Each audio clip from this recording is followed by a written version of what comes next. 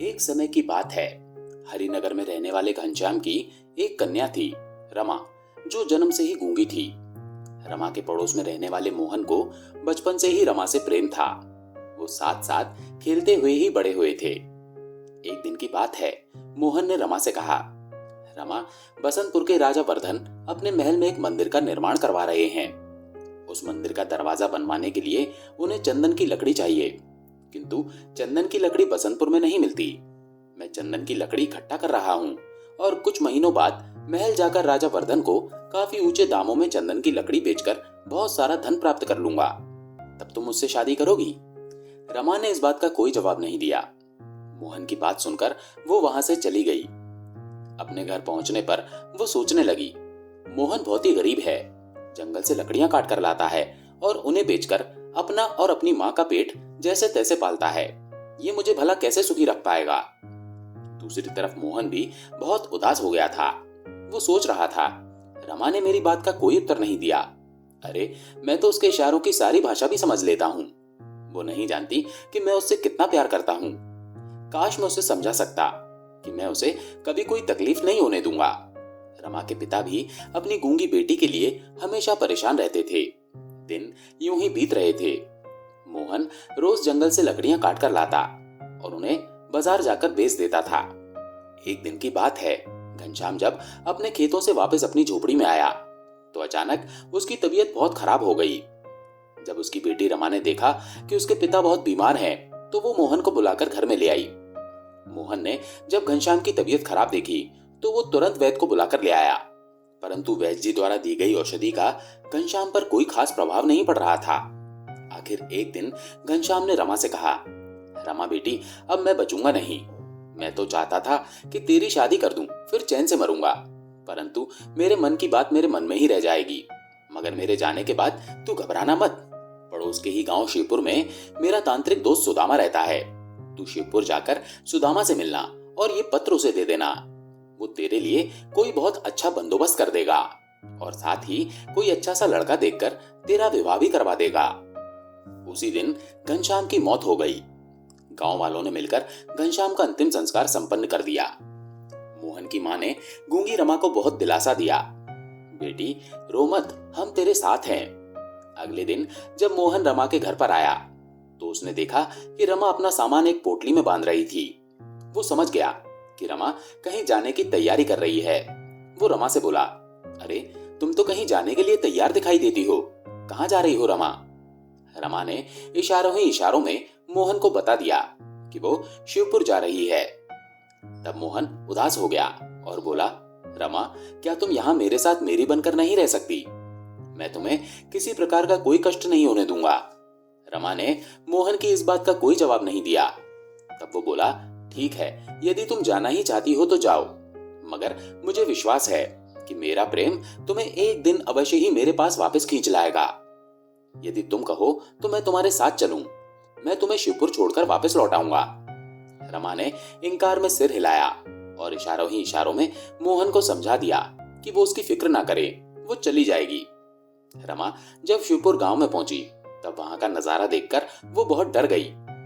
असल में शिवपुर गांव में मौत की तबाही मची हुई थी। पिछले 2 दिनों से पूरे गांव में अचानक एक महामारी फैल गई थी, जिसके कारण बहुत से गांव वाले मर चुके थे। शिवपुर में हर जगह पर मृत्यु को देखती हुई रमा एक जगह पर पहुंची। तब उसे एक आवाज सुनाई दी।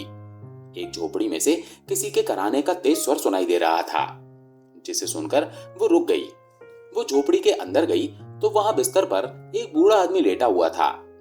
वो बोला, बेटी, तुम कौन हो? इस समय तुम मेरे लिए साक्षात देवी बनकर आई हो। असल में रमा ये नहीं जानती थी कि अनजाने में वो अपने पिता के मित्र तांत्रिक सुदामा के यहाँ पहुंच गई है। वो आदमी बोला, मैं तांत्रिक सुदामा हूँ बेटी। मैं दुनिया को चमत्कार दिखाया करता था, मगर आज लकवे का शिकार होकर लाचार पड़ा हूँ। क्या तुम एक काम कर सकती हो? वो सामने कमंडल में जो जल रखा हुआ है वो मेरे मुंह में डाल दो। रमा ने आगे बढ़कर कमंडल उठाया और वापस पलटकर तांत्रिक सुदामा के पास पहुंची। मगर ये क्या, तांत्रिक सुदामा तो मर चुका था। रमा ने देखा, अरे, ये तो मर चुके हैं, अब मैं कहां पर जाऊं और क्या करूं? इतने लंबे सफर के बाद रमा को बहुत तेज प्यास भी लग रही थी। अपनी बेचैनी और प्यास को कम करने के लिए वो कमंडल का जल पीने लगी और गट गट करती सारा जल पी गई। तभी झोपड़ी में एक आदमी ने प्रवेश किया और बोला, इतनी सुंदर लड़की, सरदार जल्दी आओ, देखो तो यहाँ पर एक लड़की है। असल बात ये थी कि शिवपुर गांव में अचानक महामारी फैलने की वजह से गांव के लोग अपनी जान बचाने के लिए जल्दी जल्दी में अपना सारा सामान छोड़कर गांव से भाग गए थे। इसलिए ऐसे समय में बिना किसी विरोध के अधिक से अधिक माल हासिल करने की उम्मीद में खूंखार डाकुओं का गिरोह शिवपुर आ पहुंचा था। अपने दल के एक डाकू की आवाज सुनकर उनका सरदार दुर्जन तांत्रिक सुदामा की झोपड़ी में आ पहुंचा। आदमी बोला, देखो कितनी सुंदर कन्या है, हम इसे अपने साथ ले चलते हैं। तभी रमा जोर जोर से चिल्लाई, नहीं।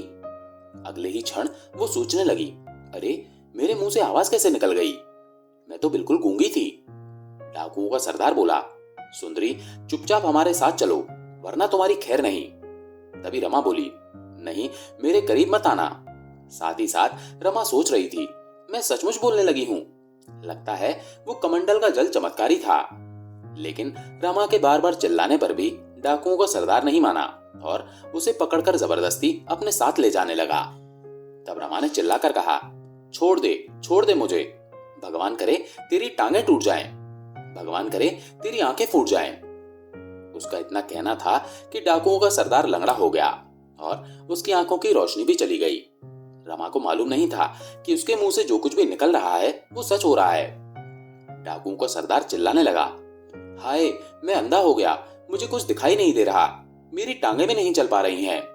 साथ ही साथ जो दूसरा साथी था वो घबराकर घर से बाहर निकल आया और अपने साथियों को चिल्ला चिल्लाकर बताने लगा, साथियों अंदर जो लड़की है वो मुझे कोई डायन लगती है, उसने जो भी कहा वो सच हो गया। उसने कहा सरदार की टांगे टूट जाएं और वो लंगड़ा हो जाए तो सरदार लंगड़ा हो गया, उसने कहा सरदार अंधा हो जाए तो वो अंधा हो गया, अवश्य ही वो कोई जादूगरनी डायन है। मैं तो कहता हूं हम सबको यहाँ से भाग जाना चाहिए, इसी में हमारी भलाई है। बाकी सब डाकू वहां से भाग चुके थे। अब वहां पर सिर्फ रमा और वो अपाहिज डाकू ही बाकी रह गए थे। डाकुओं का सरदार जो अब अंधा और लंगड़ा हो चुका था वो रमा से कहने लगा, सुनो देवी, मुझ अंधे और अपाहिज को यहाँ पर छोड़कर मत जाओ। रमा ने कहा, परंतु मैं तुम्हें अपने साथ कैसे ले जा सकती हूँ, तुम तो चल भी नहीं सकते और इस महामारी से ग्रस्त गांव से निकलने के लिए मुझे एक तेज भागने वाले घोड़े की जरूरत है। तुम घोड़ा बन जाओ तो मैं तुम्हें अपने साथ रख सकती हूँ। रमा की बात पूरी हुई कि डाकुओं का सरदार एक घोड़े में बदल गया। रमा सोचने लगी, वाह ये तो कमाल हो गया। इसके बाद वो घोड़े पर सवार हो गई और उस गांव से बाहर चल पड़ी। फिर एक अन्य गांव बसंतपुर में जा पहुंची। उस गांव में चारों तरफ सन्नाटा छाया हुआ था। रमा सोचने लगी, ऐसा लगता है जैसे मैं किसी मुर्दों की बस्ती में आ गई हूं। इतने मकान हैं पर सबके दरवाजे बंद हैं, कहीं कोई आदमी दिखाई नहीं दे रहा। परंतु रात हो गई है, रात को सफर करना ठीक नहीं है, यहीं किसी के घर में शरण लेकर विश्राम करना ही ठीक रहेगा। ये सोचकर उसने एक घर का दरवाजा खटखटाया। किसी ने डरते डरते दरवाजा खोला और पूछा, कौन हो तुम? रमा ने कहा, मैं एक परदेसी हूं बाबा, रात भर के लिए मुझे यहाँ पर शरण चाहिए। ठीक है, जल्दी से अंदर आ जाओ। उस आदमी के घर में वो और उसकी पत्नी थे। रमा ने उनसे पूछा, बाबा अभी तो ज्यादा रात नहीं हुई है, पर इस गांव में हर तरफ गहरा सन्नाटा छाया हुआ है, आखिर बात क्या है? कुछ मत पूछो बेटी, इस गांव में रोज रात को ना जाने कहां से एक उड़ता हुआ राक्षस आता है। स्त्री पुरुष बच्चे या जानवर जो भी प्राणी दिखाई दे उसे उठाकर ले जाता है। मेरे घर में अधिक जगह नहीं है, वरना मैं तुम्हारे घोड़े को भी अंदर कर लेता। अगर वो राक्षस हमारे घर की तरफ आया तो वो तुम्हारे घोड़े को अवश्य ही उठा ले जाएगा, और अगर मेरे घोड़े ने उस राक्षस को मार दिया तो? आप देखना बाबा, आज ऐसा ही होगा। अरे क्या कहती हो बेटी, यहाँ के राजा वर्धन ने घोषणा कर रखी है कि जो भी उस राक्षस को मारेगा उसे 1 लाख अशर्फियां दी जाएंगी। तुम्हारी बातें तो हौसला देने वाली हैं, मगर सुनकर हंसी भी आ रही है। भला जिस राक्षस को बड़े बड़े योद्धा ना मार सके उसे तुम्हारा घोड़ा कैसे मार देगा? तुम खाना खाकर सो जाओ बेटी, हम भगवान से प्रार्थना करेंगे कि राक्षस तुम्हारे घोड़े को न ले जाए। और फिर रमा बड़ी ही निश्चिंत होकर रात को सो गई। सुबह के समय उसे कुछ शोर सुनाई दिया। जब रमा की आंख खुली तो घर के मालिक ने कहा, कमाल हो गया बेटी, तुम्हारे घोड़े ने सचमुच उस राक्षस को मार दिया है।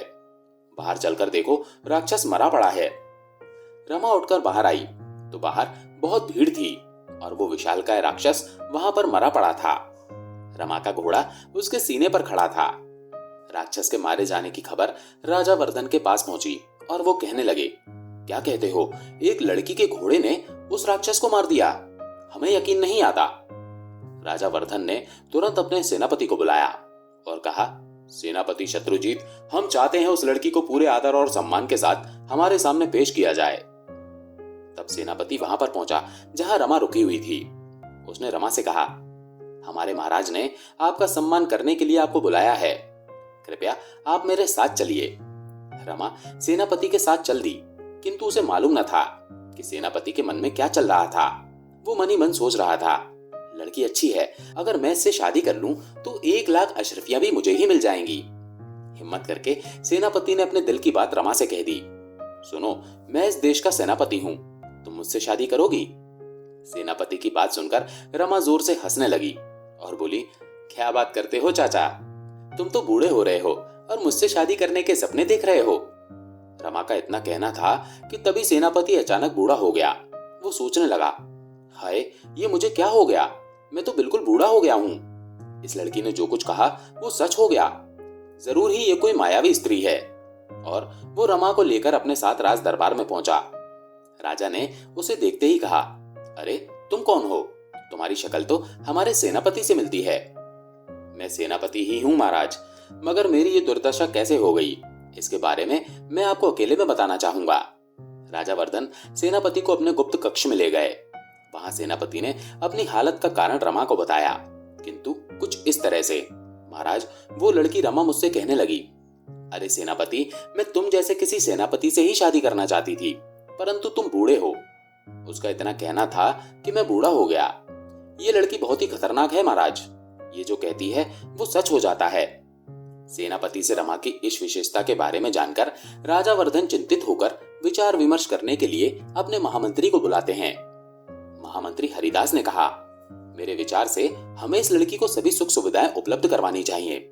मतलब ये महाराज कि हम इसे रहने के लिए एक अच्छा घर, खाने पीने के लिए बढ़िया पकवान और आराम के लिए नौकर चाकर उपलब्ध करा देते हैं। फिर महामंत्री हरिदास ने अपनी पूरी योजना विस्तार पूर्वक राजा वर्धन और सेनापति को बता दी और कहा, हम इस लड़की को हर तरह का आराम उपलब्ध करा देते हैं, बदले में हम अपने देश के दुश्मनों को दबाने में और उनका नाश करने में इस लड़की की मदद ले सकते हैं। फिर सब कुछ महामंत्री हरिदास की योजना के अनुसार ही हुआ। रमा को रहने के लिए एक शानदार महल, सेवा के लिए नौकर चाकर उपलब्ध करा दिए गए। साथ ही इनाम की 1 लाख अशरफियां भी उसे दे दी गईं। कुछ दिनों बाद एक दिन राजा वर्धन ने महामंत्री हरिदास के सुझाव पर अमल करते हुए रमा को अपने गुप्त कक्ष में बुलाया। रमा ने पूछा, आपने मुझे बुलाया महाराज? हाँ बेटिया, हम तुमसे एक बात पूछना चाहते हैं। क्या महाराज? हमारा पड़ोसी राज्य सुजानपुर बड़ा ही शक्तिशाली है। उसका राजा अर्जुन हमारे राज्य पर आक्रमण करने वाला है। यदि राजा अर्जुन ने आक्रमण कर दिया तो हम सब मारे जाएंगे और हमारा देश तबाह हो जाएगा। हमारे जोशी ने कहा है कि यदि तुम जैसी कोई कुंवारी कन्या भगवान से प्रार्थना करे कि राजा अर्जुन मर जाए, उसकी सेना में महामारी फैल जाए, तो ही हमारा देश बच सकता है। किसी का बुरा चाहना तो कोई अच्छी बात नहीं है महाराज, पर किसी बुरे आदमी का बुरा चाहना मेरे विचार से बुरी बात नहीं है। मैं आज ही भगवान से प्रार्थना करूंगी कि राजा अर्जुन मर जाए और उसकी सेना में महामारी फैल जाए।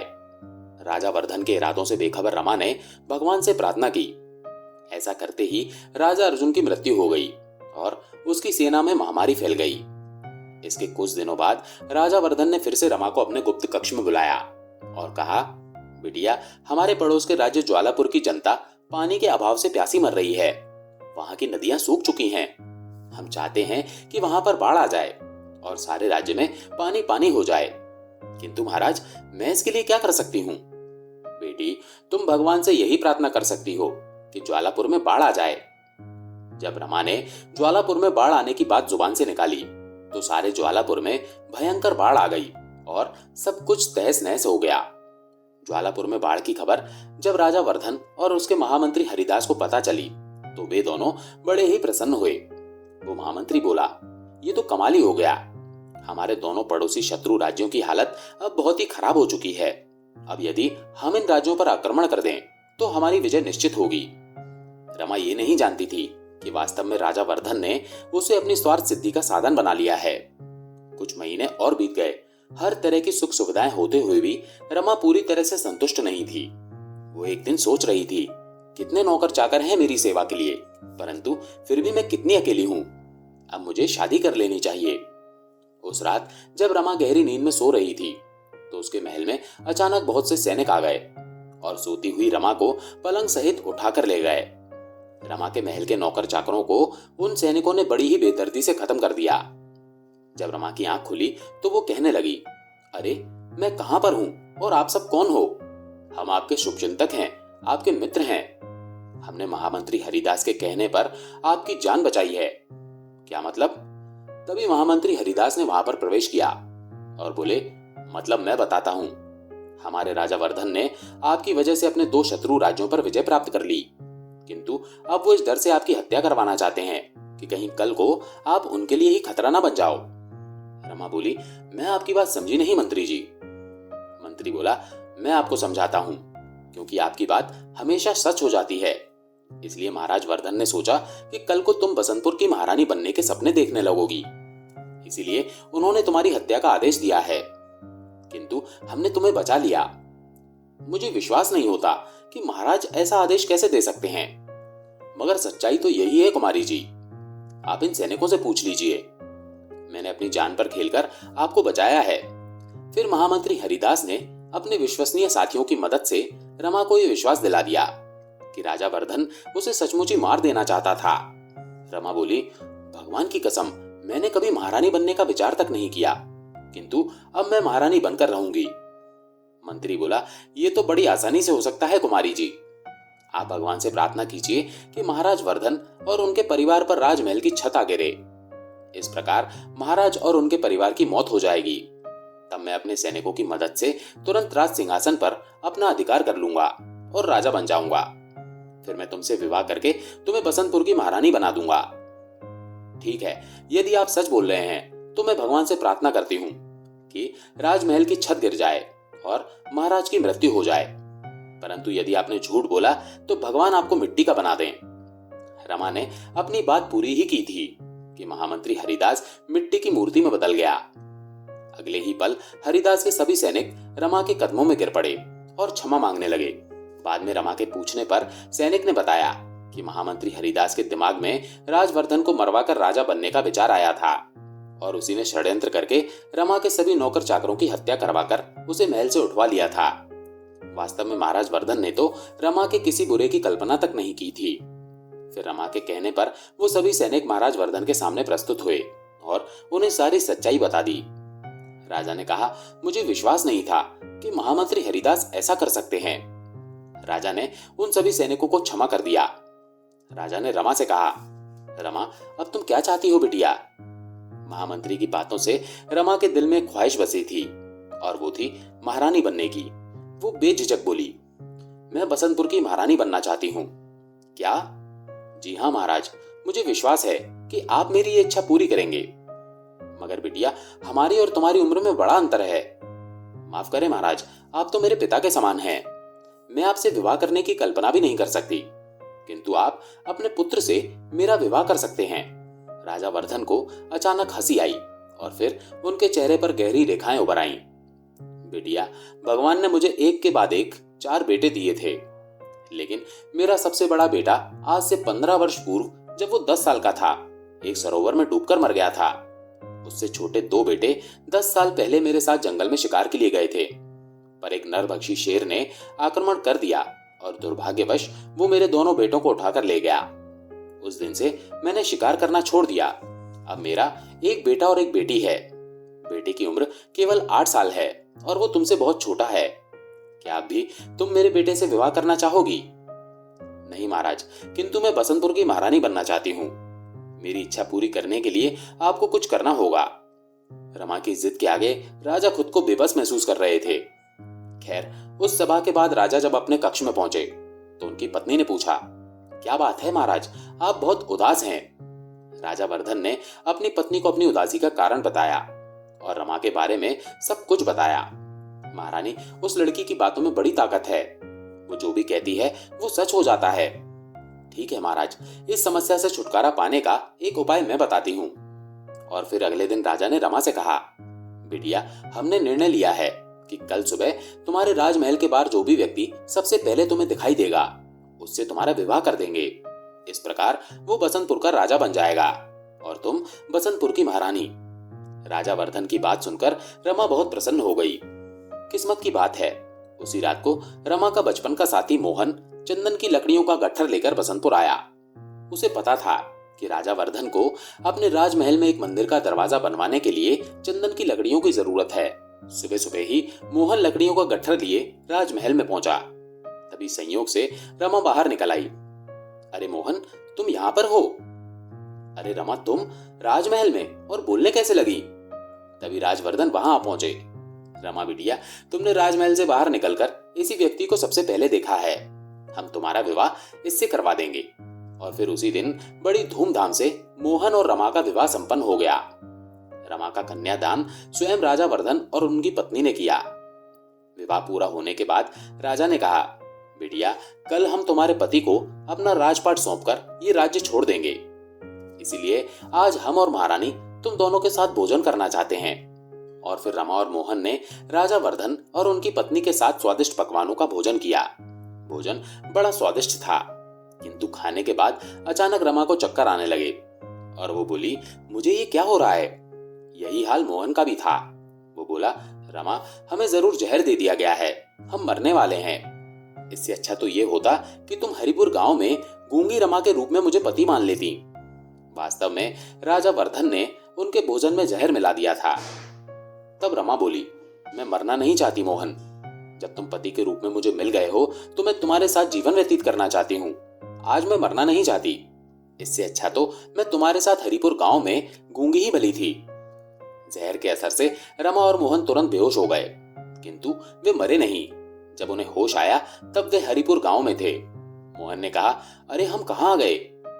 अपने ही घर में खुद को देखकर वो खुश होकर बोला, अरे ये कौन है?